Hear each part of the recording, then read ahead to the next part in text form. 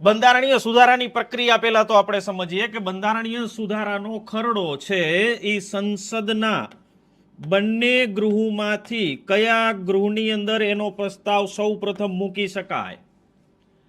લોકસભામાં કે રાજ્યસભામાં બંનેમાંથી કયા ગૃહની અંદર એ પ્રસ્તાવની શરૂઆત થાય? તો આપણો જવાબ આવે લોકસભા આવે અને રાજ્યસભા પણ આવે, ગમે એમાં મૂકી શકાય.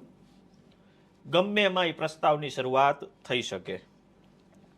લોકસભા અને રાજ્યસભામાં પ્રસ્તાવની શરૂઆત થાય પછી બંને ગૃહની 2/3 બહુમતી અનિવાર્ય છે.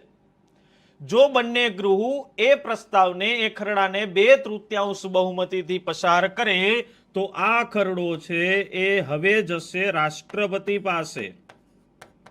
યસ, અહીંયા હું થોડીક બ્રેક મારીશ અને તમને સવાલ પૂછીશ.